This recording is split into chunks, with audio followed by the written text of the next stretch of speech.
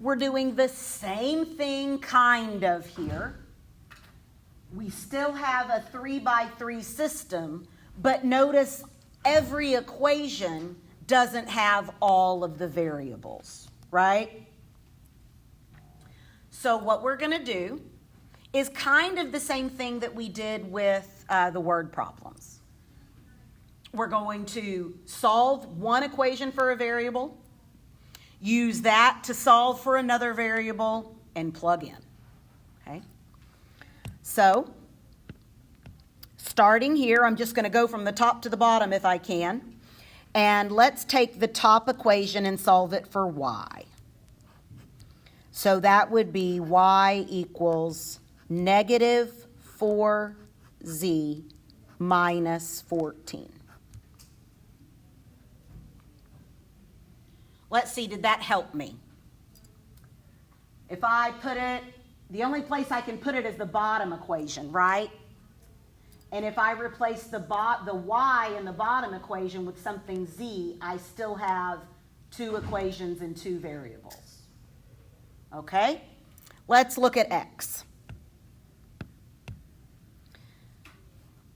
What if we rewrite the second equation as x equals negative 3z minus 8? Now that I have x and y in terms of z, I can replace them in the third equation. So 2 times x, which is negative 3z minus 8, minus 3 times y, which is negative 4z minus 14, equals 8. So again, I just looked since solving the top equation for y didn't set me up for one equation with one variable, I went ahead and solved the x.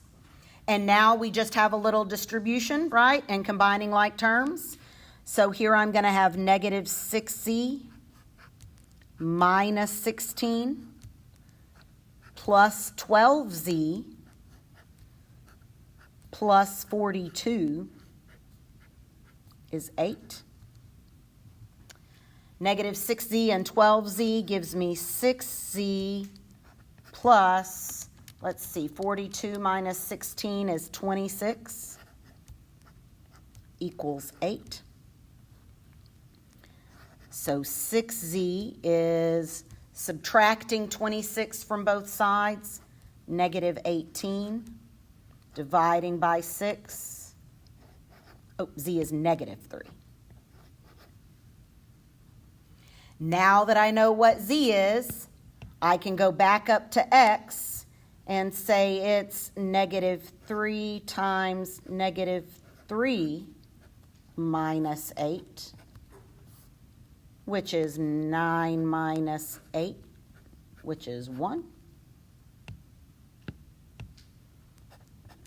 And then go up to y and have negative 4 times negative 3 minus 14, which is a positive 12 minus 14, negative 2.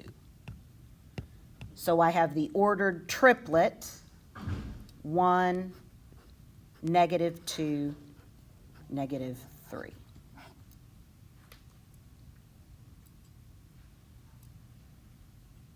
So for this one, again, I solved the top one for y and then realized, okay, now I have y in terms of z, but there's nowhere to plug it in. If I plugged the y into the bottom guy, I would have had a z and an x, right? And I've got to get down to one equation with one variable.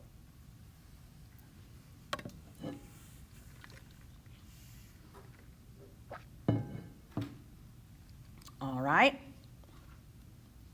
Let's look at the next one.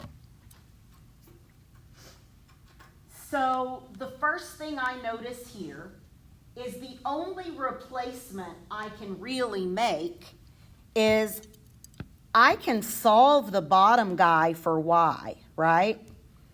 I can say that y is 6 minus 4z or 4z minus 6, however you want to do it. But if I try to make that replacement up there, that doesn't get me anywhere, right? Because I still have an x. But what do you notice about the x's? Those guys will eliminate really easily. So that's what we're going to do, is we are going to add these two together, and my result is going to be what? Negative 3y plus 3z is negative 3. So again, the reason I knew I had to do that is I don't have any other choices, right? I know that y is 6 minus 4z, but plugging that into either of those equations, I still have an x in there. But when I saw I could get rid of those easily, now I have two equations, and in my bottom guy, I can replace the y with 6 minus 4z. So this will be negative 3, 6 minus 4z, plus 3z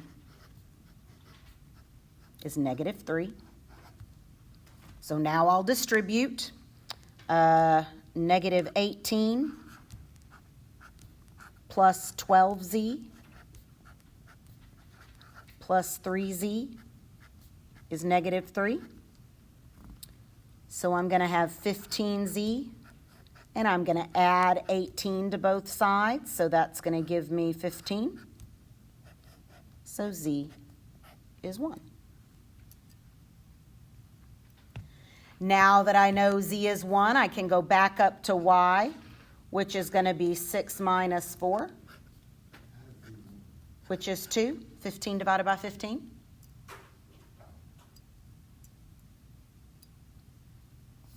And now that I know that y is 2, I can go back into either of the other equations to find x.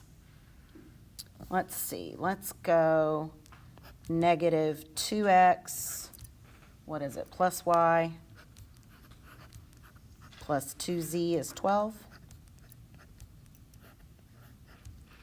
So plugging in the guys I know, negative 2x plus 2 is y, plus if z is 1, this is just a 2, equals 12. Negative 2x plus 4 is 12. Subtracting 4, negative 2x is 8. Dividing by negative 2, x is negative 4. So your ordered triplet here is negative 4, 2, 1.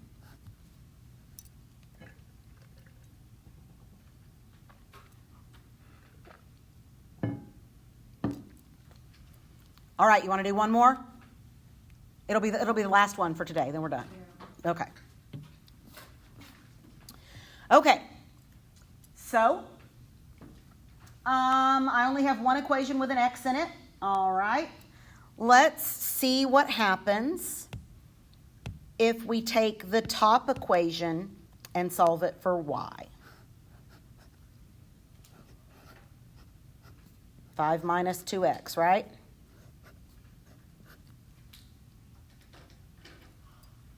So notice if I take that and plug that y value into the bottom equation, I'll have one equation with one variable, right?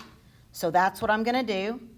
I'm going to take the bottom guy, negative x plus 4, and replace the y with its value, 5 minus 2x equals 2. Now I'm going to solve this for x, right? So I'm going to have negative x plus 20, I'm distributing that 4, minus 8x equals 2. So on the left, I'm going to have negative 9x, and then I'm going to subtract 20 from both sides, so I'll have negative 18 on the right. And then I'm going to divide both sides by a negative 9, so x is 2. Now that I know what x is, I can go back up into y, is 5 minus 2x, which is 5 minus 2 times 2, which is 4, and 5 minus 4 is 1. And then I'm going to take the only equation with an x in it, and, only one with a z in it. 3 times 2 plus 2y, so just 2, because y is 1, minus z is 10. So 6 plus 2 minus z is 10. 6 plus 2 is 8 minus z is 10. Subtracting 8 from both sides, negative z is 2, right? Which means that positive z is negative 2. So the solution is the ordered triplet 2, 1, negative 2. Now, most of these are going to have decent answers. You're not going to get, aside from that one topic where we got like negative 68 or something, these are going to be small numbers. If you get a fraction, you made a mistake somewhere. You get like a really bizarre number, you made a mistake somewhere. Your ordered triplets should all be pretty nice and probably pretty small numbers.